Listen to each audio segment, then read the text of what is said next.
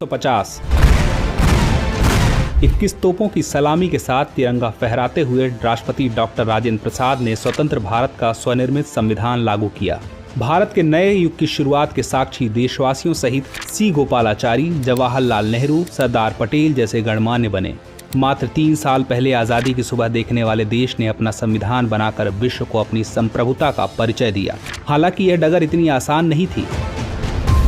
इतिहास के पन्नों को टटोले तो मालूम होता है स्वराज के साथ ही अपने संविधान और हक और हकूक की यह लड़ाई बेहद चुनौती भरी थी। दरअसल अंग्रेजों की गुलामी से त्रस्त देशवासियों को प्रथम विश्व युद्ध के दौरान एक सुनहरा अवसर हाथ लगा, जब ब्रिटेन की ओर से मदद की गुहार लगाई गई। भारतीयों ने सहर्ष प्रस्ताव स्वीकार किया और वर्ल्ड वॉर में ब्रिटेन के साथ खड़े नजर आए, इस उद्देश्य के साथ कि उन्हें आगे चलकर अंग्रेजों की हुकूमत से आजादी मिल जाएगी। लेकिन एक बार फिर अंग्रेज अपने शब्दों से पलटते नजर आए और आजादी के बदले लेकर आए भारत सरकार अधिनियम 1919। इस अधिनियम का असर यह रहा कि देश के कुछ बड़े प्रांत में दोहरी शासन प्रणाली व्यवस्था लागू हुई, जिसके तहत स्वास्थ्य, शिक्षा, कृषि जैसे विषयों को भारतीय मंत्रियों के समूह को सौंप दिया गया था। वहीं दूसरी तरफ सैन्य, रक्षा और विदेशी मसले जैसे अहम मुद्दे वायसराय के अधिकार क्षेत्र में रहे। इसके साथ भारतीयों को यह आश्वासन दिया गया कि इस अधिनियम से पड़ने वाले प्रभावों का भविष्य में आकलन किया जाएगा। अंग्रेजों के इसी कदम ने जमीन तैयार की साइमन कमीशन की, जो साल 1928 में भारत की धरती में दाखिल हुआ। साइमन कमीशन ने बड़े ही नाटकीय अंदाज में संवैधानिक सुधारों की समीक्षा कर अपनी रिपोर्ट तैयार की। लेकिन अब समय बदल गया था। अब देशवासी अंग्रेजों के बहकावे में नहीं आने वाले थे, क्योंकि स्वराज के साथ साथ अपने संविधान की मांग भी धीरे धीरे देशवासियों के जहन में परवान चढ़ने लगी थी। साइमन कमीशन की रिपोर्ट के बाद देश भर में जमकर आंदोलन हुए, जिसे शांत करने के लिए ब्रिटिश सरकार ने राउंड टेबल कॉन्फ्रेंस का आयोजन किया। हालांकि देश के सभी वर्ग के नेता इसमें शामिल नहीं हुए, इसलिए यह एक असफल प्रयास सिद्ध हुआ। लेकिन जहां एक तरफ ब्रिटिश हुकूमत भारतीयों के इरादों को एक बार फिर भुनाने की जद्दोजहद में लगी थी, तो वहीं दूसरी तरफ देश के वीर सपूतों ने अपने संविधान का खाका तैयार भी कर लिया था। साल 1928 में मोतीलाल नेहरू समेत 8 कांग्रेसी नेताओं ने एक संविधान का मसौदा तैयार किया, जिसकी नींव 1921 में भारतीय राष्ट्रीय कांग्रेस के कराची अधिवेशन में तय की गई थी। इस तरह स्वतंत्र भारत के संविधान की रूपरेखा सजने लगी थी। समय का पहिया आगे बढ़ता गया। फिर आया गवर्नमेंट ऑफ इंडिया एक्ट 1935, जिसे हमारे संविधान का स्ट्रक्चरल बेस कहा जाता है। दूसरे शब्दों में कहें तो यह एक फाउंडेशन बन गया, जिसके ऊपर मौजूदा संविधान की भव्य इमारत खड़ी की गई। एक्ट 1935 भारत के लिए आज़ादी की सुगबुगाहट के साथ आया, लेकिन आज़ादी की आहट के साथ मुस्लिम लीग और कांग्रेस के बीच मतभेदों की खाई गहरी होती जा रही थी। दोनों के बीच तल्खियां इतनी बढ़ चुकी थी कि बुनियादी मुद्दों पर भी समझौते की गुंजाइश तक नहीं रही थी। हालांकि इन सभी विवादों से आगे बढ़ते हुए भारतीय नेता अपने लक्ष्य की ओर बढ़ रहे थे। दूसरे विश्व युद्ध के दौरान साल 1945 में सभी पार्टियों के सहमति से संविधान का एक प्रारूप तैयार कर लिया गया था, जिसमें यूनिवर्सल अडल्ट फ्रेंचाइजी, स्वतंत्रता और समानता के साथ साथ अल्पसंख्यकों के अधिकारों की रक्षा का विशेष ध्यान रखा गया था। इसके साथ ही भारत छोड़ो आंदोलन और आजाद हिंद फौज की निर्भीकता ने अंग्रेजों का भारत पर अनंत काल तक राज करने का सपना चूर चूर कर दिया था।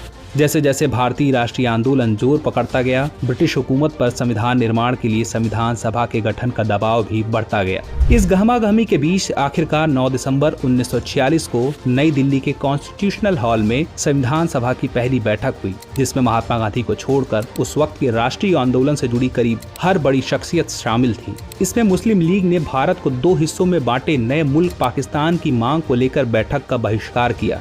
लिहाजा पहली बैठक में कुल 207 सदस्यों ने हिस्सा लिया, जहां सभा के सबसे वरिष्ठ सदस्य डॉक्टर सच्चिदानंद सिन्हा को सभा का अस्थायी अध्यक्ष चुना गया। हालांकि 2 दिन बाद 11 दिसंबर को डॉक्टर राजेंद्र प्रसाद सभा के अध्यक्ष निर्वाचित हुए और डॉक्टर HC मुखर्जी और BT कृष्णमाचारी को सभा का उपाध्यक्ष बनाया गया। इसी कड़ी में आया सुनहरा दिन 15 अगस्त 1947 का, जब गुलामी की बीड़ियों को तोड़ भारत ने आज़ादी की नई सुबह देखी। देशवासियों में जोश भरते हुए आज़ाद भारत के प्रथम प्रधानमंत्री जवाहरलाल नेहरू ने बुलंद आवाज में देश को संबोधित किया। इतिहास के पन्नों में यह भाषण ट्रिस्ट विथ डेस्टिनी नाम से दर्ज हुआ। इसके साथ ही तेज हुई संविधान निर्माण की प्रक्रिया। आज़ादी के बाद चुनौतियों में इजाफा हुआ। चूंकि संविधान पर सामग्री की कमी थी, लेकिन उसका सही चयन और उसकी उचित व्याख्या का काम बेहद जटिल था। BN राव द्वारा तैयार किए गए संविधान के प्रारूप पर विचार विमर्श करने के लिए संविधान सभा ने 29 अगस्त 1947 को एक संकल्प पारित करके प्रारूप समिति का गठन किया। इसके अध्यक्ष के रूप में डॉक्टर भीमराव अंबेडकर को चुना गया। इस समिति में अंबेडकर के अलावा 6 और सदस्य थे। संविधान निर्माण के दौरान कई अहम फैसले लिए गए, जिसमें राष्ट्रमंडल समूह में भारत की सदस्यता, राष्ट्रध्वज का चयन, साथ ही राष्ट्रगान और राष्ट्रगीत का चुनाव शामिल था। यहाँ दिलचस्प बात यह है कि संविधान में सबसे पहले स्थान पर आने वाली उद्देशिका यानी प्रियम्बल सबसे अंत में पारित हुई। संविधान अगर एक राजनीतिक और संवैधानिक दस्तावेज है तो प्रियम्बल एक ग्रंथ को दार्शनिक नजरिया प्रदान करती है। डॉक्टर भीमराव अंबेडकर की अगुवाई में संविधान निर्माताओं ने 60 देशों के संविधानों का अध्ययन किया। 4 नवंबर 1948 को संविधान का अंतिम प्रारूप पेश किया। संविधान तैयार करने के बाद मुश्किल खड़ी हुई कि इसे सुंदर अक्षरों में पिरोकर कैसे संजोया जाए। इस उधेड़-बुन के बीच प्रेम बिहारी नारायण रायजादा का नाम सामने आया, जो कि अपने दौर के सबसे विख्यात कैलीग्राफर थे। इसके बाद भारत का संविधान प्रेम बिहारी नारायण रायजादा द्वारा सुलेख फॉन्ट में लिखा गया। उसके प्रत्येक पृष्ठ को नंदलाल बोस के मार्गदर्शन में शांति निकेतन के कलाकारों द्वारा अलंकृत किया गया। इस तरह कुल 2 साल 11 महीने और 18 दिनों में विश्व के सबसे बड़े लोकतंत्र का स्वनिर्मित संविधान बनकर तैयार हुआ। आधिकारिक तौर पर 26 नवंबर 1949 को संविधान को पारित किया गया, जिस पर संविधान समिति के 15 महिलाओं समेत 284 सदस्यों ने हस्ताक्षर किए। वहीं संविधान लागू करने के लिए 26 जनवरी को चुना गया, क्योंकि 26 जनवरी 1930 को इंडियन कांग्रेस के लाहौर अधिवेशन में पूर्ण स्वराज का प्रस्ताव रखा गया था। इतिहास में इसे प्रथम स्वतंत्रता दिवस के रूप में भी जाना जाता है। यही कारण है कि संविधान लागू करने के लिए भारत के प्रथम स्वतंत्रता दिवस यानी 26 जनवरी को चुना गया। 26 जनवरी 1950 दिल्ली की सर्दी को देशभक्ति मात दे रही थी, जब राजगोपालाचारी ने अपने शब्दों में भारत को संप्रभु लोकतांत्रिक गणतंत्र घोषित किया। इसके बाद डॉक्टर राजेंद्र प्रसाद को भारत के पहले राष्ट्रपति के रूप में शपथ दिलाई गई। जिसके बाद सार्वजनिक समारोह की शुरुआत हुई, जिसमें राष्ट्रपति डॉक्टर राजेंद्र प्रसाद और मुख्य अतिथि इंडोनेशिया के प्रेसिडेंट सुकर्णो शामिल हुए। इसी तरह 26 जनवरी 1950 इतिहास के पन्नों में स्वर्णिम अक्षरों से दर्ज हो गया। तो दोस्तों, आज के एपिसोड में यह कहानी यहीं तक। फिर मिलते हैं किसी नए एपिसोड में किसी नई कहानी के साथ। तब तक के लिए जय हिंद।